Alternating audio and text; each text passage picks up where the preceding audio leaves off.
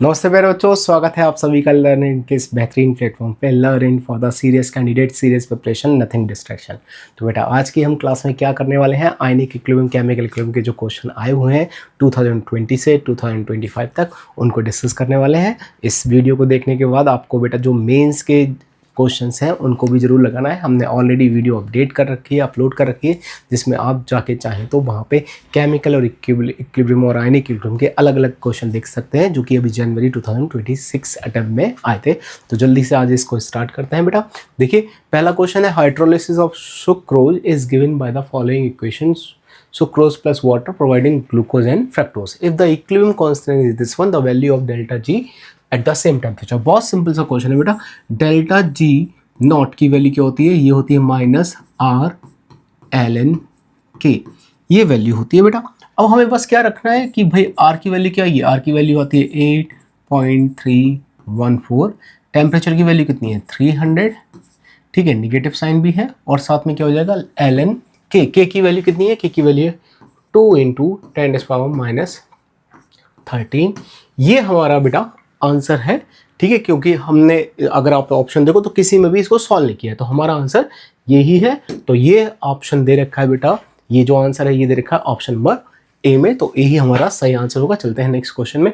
Next question में, find the solubility of NaOH whole twice in 0.1 molar NaOH given the ionic product of the NaOH whole twice. ये बेटा actually में solubility product दे रखा है हमें, ठीक है, ये क्या दे रखा है? उसका सॉल्युबिलिटी प्रोडक्ट, ठीक है। अब इसके हिसाब से जरा सोचते हैं कि हमारे पास जो ये जो NaOH होल ट्वाइस है, ठीक है, ये जो सॉल्ट है ये किस में डिसोशिएट होगा? ये डिसोशिएट होगा in the form of Na+2 aqueous and 2OH- aqueous. इसकी सॉल्युबिलिटी S है, ये 0 और ये भी 0। लेकिन सॉल्यूशन में अगर प्योर वाटर होता तो ये 0 होता है, लेकिन सॉल्यूशन में ऑलरेडी NaOH है 0.1 मोलर, तो उसकी वजह से सॉल्यूशन में ऑलरेडी OH- होंगे, जो कितने होंगे? 0.1 मोलर। अब जब ये डिसोशिएट हुआ तो ये क्या आ गया? S, और ये कितना आ गया? 0.1 मोलर प्लस 2S। ये हो गया। KSP का एक्सप्रेशन क्या आएगा? KSP का एक्सप्रेशन आ जाएगा बेटा हमारे पास concentration of Na+2 into concentration of OH-2। Na+2 कितना आएगा? S, और ये कितना आएगा? 0.1 प्लस 2S स्क्वायर। अब देखो बेटा, कॉमन आयन के चलते हुए जो 0.1 होगा वो 2S से कहीं गुना ज़्यादा होगा, मतलब 0.1 के कंपैरिजन में आप 2S को निगलेक्ट कर सकते हैं। तो यहाँ पे आ जाएगा सिंपली हमारे पास S × 10⁻⁻2, और ये वैल्यू किसके बराबर है? ये वैल्यू है हमारे बराबर 2 × 10⁻⁻15। तो सॉल्युबिलिटी कितनी आ जाएगी? 2 × 10⁻⁻15 डिवाइडेड बाय 10⁻⁻2, और ये कितना आ जाएगा? 2 × 10⁻⁻13। ये हमारे पास बेटा आंसर आने वाला है -13, और ये हमें दे रखा है ऑप्शन नंबर ए में, तो ए हमारा सही आंसर हो जाएगा। चलते हैं नेक्स्ट क्वेश्चन में। नेक्स्ट क्वेश्चन में, pKb of the di methyl, ठीक है, amine, and pKa of acetic acid is 3.27 and 4.77 respectively at the temperature T. The correct option for the pH of dimethyl ammonium acetate. तो बेटा ये हमारे को एक सॉल्ट दे रखा है, ठीक है, ये एक सॉल्ट दे रखा है, किससे मिलके बना है? एक वीक बेस और एक वीक एसिड से मिलके बना है। तो इस केस में pH का फार्मूला क्या होता है? pH का फार्मूला होता है pH = ½ pKa प्लस pK, पहले वाला W बोल लेते हैं, pKw plus pKa minus pKb, ये हमारे पास होता है। तो क्या आ जाएगा? ½ pKw की वैल्यू 14, pKa की वैल्यू कितनी है बेटा? pKa की वैल्यू है 4. pKa की वैल्यू लास्ट वाली है 4.77, ठीक है, और pKb की वैल्यू कितनी है? -3.27। अब इसको चेक कर लेते हैं, ये कितना आ जाएगा? ये आ जाएगा बेटा, हाफ ऐसे रहने देते हैं, ये आ जाएगा हमारे पास 18.77।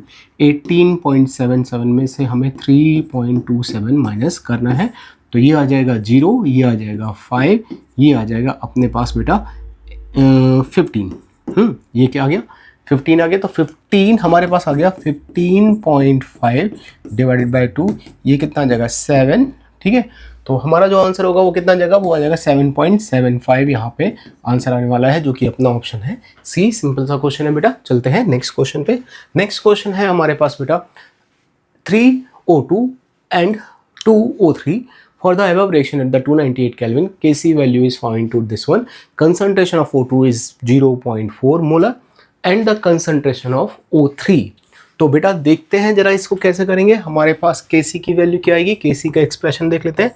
Kc का एक्सप्रेशन आता है बेटा O3 पावर 2 O2 पावर 3, ठीक है। अब Kc की वैल्यू कितनी है, Kc की वैल्यू है 3 इंटू 10⁻⁻59, ठीक है। O3 का कंसंट्रेशन हमें निकालना है, O3 का कंसंट्रेशन हमें निकालना है, और हमारे पास जो O2 है उसका कंसंट्रेशन है 4 इंटू 10⁻², 4 इंटू 10⁻², और इसका क्या आएगा, इसका आएगा बेटा Q।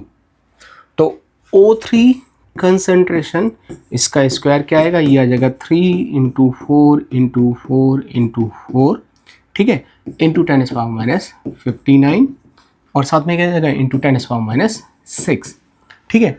तो ये हमारे पास क्या हो जाएगा 4 इंटू 4 64, ठीक है, 64 मल्टीप्लाइड बाई 3, और ये कितना हो जाएगा, ये हो जाएगा बेटा अपने पास 10⁻65, ये हमारे पास आ जाएगा। अब इसको अगर हम लोग देखें तो ये हमारे पास आ जाएगा 12, ठीक है, 12 और 6 18, 18 18 और 1 19, ठीक है, इंटू 10⁻65, ठीक है। अब हमें इसको क्या करना है, हमें इसका करना है O3 concentration is the √ 192 into 10⁻65, ठीक है। इसको मैं लिख सकता हूँ √ 19.2 इंटू 10⁻64, तो ये हमारे पास बेटा करीब करीब आ जाएगा 4.3 इंटू 10⁻32, और ये देखो बेटा हमारे को जो आंसर दे रखा है ये हमें ऑप्शन दे रखा है ए में। ए आंसर इसका बेटा सही होगा। सिंपल सा क्वेश्चन है, बस कैलकुलेशन करनी थी और फटाफट हमारा आंसर आ गया। चलते हैं नेक्स्ट क्वेश्चन में। इसमें है बेटा the pH of the solution containing 50 ml of each 0.1 molar sodium acetate and 0.01 molar acetic acid P के गिवन है, और हमसे यहाँ पे pH पूछा है। तो बफर है एसिडिक बफर, क्या फॉर्मूला होगा, pH is equal to pKa plus log concentration of salt divided by concentration of acid. यहाँ पे pKa की वैल्यू कितनी है बेटा, pKa की वैल्यू देखिए 4.75 प्लस लॉग सॉल्ट का कंसंट्रेशन कितना है बेटा, सॉल्ट का कंसंट्रेशन है हमारे पास 0.1, ठीक है, और एसिड का कंसंट्रेशन कितना है 0.01, ठीक है। तो ये क्या हो जाएगा, ये सीधे सीधे 10 आ जाएगा, तो 4.57 plus log 10 is equal to कितना हो गया, ये आ गया बेटा 5.57। ये हमारे पास pH की वैल्यू आ गई, और ये वाला किस में दे रखा है, ये हमें दे रखा है बेटा in the option number A में, ये हमें दे रखा है। तो इसका आंसर क्या हो गया, इसका आंसर हो गया बेटा अपना ऑप्शन नंबर ए। चलते हैं नेक्स्ट क्वेश्चन को देखते हैं जरा। नेक्स्ट क्वेश्चन में क्या है, नेक्स्ट क्वेश्चन में है हमारे पास बेटा among the following option which of the following molecule is the Lewis acid. Lewis acid क्या होते हैं बेटा, लुईस एसिड वो होते हैं जो कि इलेक्ट्रॉन पेयर को क्या करते हैं, इलेक्ट्रॉन पेयर को एक्सेप्ट करते हैं। एक्सेप्ट कौन करेगा, जिनके वैकेंट ऑर्बिटल में, जिनके आउटरमोस्ट शेल में इलेक्ट्रॉनों की कमी हो। जरा सोचो बोरॉन के बारे में, बोरॉन के आउटरमोस्ट में 3 इलेक्ट्रॉन है, 3 फ्लोरीन के साथ चले गए, ठीक है। तो अब बोरॉन के आउटरमोस्ट में कितने इलेक्ट्रॉन है, 6, उन्हें तो 8 चाहिए, है कितने 6, तो मतलब अभी भी 1 इलेक्ट्रॉन पेयर की कमी है, 2 इलेक्ट्रॉनों की कमी है। तो इसके पास आपको याद होगा एक बेटा वैकेंट ऑर्बिटल भी होता है, जिसमें कोई भी डोनेटिंग ग्रुप आके अपना इलेक्ट्रॉन डोनेट कर सकता है। फॉर एग्जाम्पल ये BF4- बना लेता है, ठीक है। सॉरी, तो ये हमारा लुईस एसिड हुआ, आंसर हो गया बेटा इसका बी। सिंपल सा क्वेश्चन है। चलते हैं नेक्स्ट क्वेश्चन में। नेक्स्ट क्वेश्चन में देखिए which of the following in which of the following Kp and Kc are not equal to each other. अब देखो बेटा क्या रिलेशन आती है, Kp is equal to Kc RT power delta n। अगर डेल्टा n की वैल्यू 0 हो जाए तो क्या हो जाएगा, Kp और Kc बराबर आ जाएंगे। जिसके लिए डेल्टा n की वैल्यू 0 नहीं होगी उसमें Kp और Kc एक दूसरे के बराबर नहीं होंगे। अब जरा जल्दी से चेक कर लेते हैं। यहाँ पे डेल्टा एन की वैल्यू कितनी आएगी 2 - 1 number of gases product minus gaseous reactant 1 आ गई। इसमें कितनी आएगी 2 - 2, इसमें डेल्टा एन की वैल्यू कितनी आ गई 0। इसमें देखो यहाँ पे भी 2 मोल गैस के और यहाँ पे भी 2 मोल गैस के, इसके डेल्टा एन की वैल्यू कितनी आ गई 0। यहाँ पे देखो बेटा यहाँ पे भी 2 मोल गैस के और यहाँ पे भी 2 मोल गैस के, इसकी भी डेल्टा एन की वैल्यू कितनी आ गई 0। तो ऑप्शन ए में डेल्टा एन की वैल्यू 0 नहीं आई, तो उस ऑप्शन में केपी और केसी की वैल्यू एक दूसरे के बराबर नहीं होगी। सिंपल सा क्वेश्चन है। चलते हैं नेक्स्ट क्वेश्चन में। नेक्स्ट क्वेश्चन में हमें देखा which of the plot of l N k versus 1/t is constant with the Arrhenius equation. ठीक है, ऑल्दो बेटा देखो आर्हेनियस इक्वेशन है, ऑल्दो ये आपको पता है जैसा ग्राफ इक्विलिब्रियम कांस्टेंट का आता है वैसे ही ग्राफ आर्हेनियस इक्वेशन का आता है। बेसिकली ये क्या होगा, ये हमारी के मतलब ये इक्विलिब्रियम कांस्टेंट वर्सेस टेम्परेचर का ग्राफ यहाँ पे पूछा गया है। तो उसके लिए देख लेते हैं बेटा क्या आता है। हमारे पास आता है delta G is equal to delta G naught plus क्या आता है, हमारे पास आता है R T L N Q. At equilibrium क्या होता है बेटा, डेल्टा जी 0 हो जाता है, तो डेल्टा जी क्या ना आता है minus R T L N K. इसको क्या लिख सकते हो, इसको लिख सकते हो delta h minus t delta s not is equal to minus R T L N k. L N k क्या हो जाएगा, l N k is equal to हो जाएगा delta h not upon r t minus, फिर इसको जब लिखेंगे तो यहाँ पे हो जाएगा plus delta s not upon are.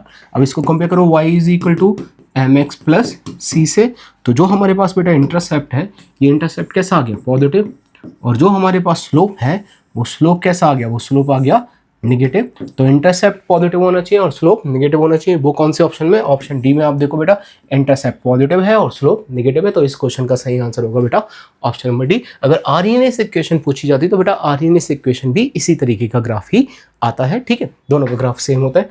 ठीक है, फिर आते हैं अगला।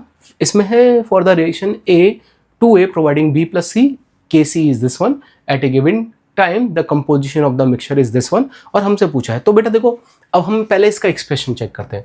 केसी की वैल्यू क्या आएगी, केसी का एक्सप्रेशन क्या आएगा, ये आएगा concentration of b into concentration of c divide by concentration of a, और इसका भी क्या स्क्वायर। अब आप देखो सबका कंसंट्रेशन सेम है, तो ऊपर क्या आ जाएगा, ऊपर आ जाएगा 2 इंटू 10⁻³ और नीचे भी क्या आ जाएगा 2 इंटू 10⁻³ ऊपर भी क्या आएगा स्क्वायर, नीचे भी क्या आएगा स्क्वायर। मतलब यहाँ पे जो हमारे पास इसका QC है रिएक्शन कोशेंट है, रिएक्शन कोशेंट क्या आ गया, रिएक्शन कोशेंट आ गया 1। ठीक है, और आपको पता है अगर Q की वैल्यू K से बड़ी हो तो रिएक्शन कौन सी डायरेक्शन में जाती है, बैक डायरेक्शन में। When Q is greater than K reaction will proceed in the backward direction. और आप देखिए K की वैल्यू काफ़ी छोटी है, इक्विलिब्रियम कांस्टेंट काफ़ी छोटा है और जो K है वो काफ़ी बड़ा है, तो ये जो रिएक्शन होगी ये कहाँ जाएगी, ये बेटा बैकवर्ड डायरेक्शन में जाने वाली है। अब देखते हैं कौन से ऑप्शन में बैकवर्ड डायरेक्शन दे रखा है, equilibrium tendency to forward, reaction has gone completion in forward. C option में दे रखा है reaction has gone to completion in the backward direction, तो रिएक्शन बेटा बैकवर्ड डायरेक्शन में जाने की टेंडेंसी रखती है। तो one of the best option जो इसमें अवेलेबल है वो कौन सा होगा, सी हो जाएगा। चलते हैं नेक्स्ट क्वेश्चन में। नेक्स्ट क्वेश्चन में देखिए क्या है बेटा, consider the following reaction in a sealed vessel at equilibrium with concentration of N2 this one, O2 this one and NO this one. If 0.1 molar per liter of NO is taken in the closed container, what is the degree of dissociation alpha? तो पहले तो क्या करें बेटा, पहले इसका equilibrium constant क्या निकाल लेते हैं।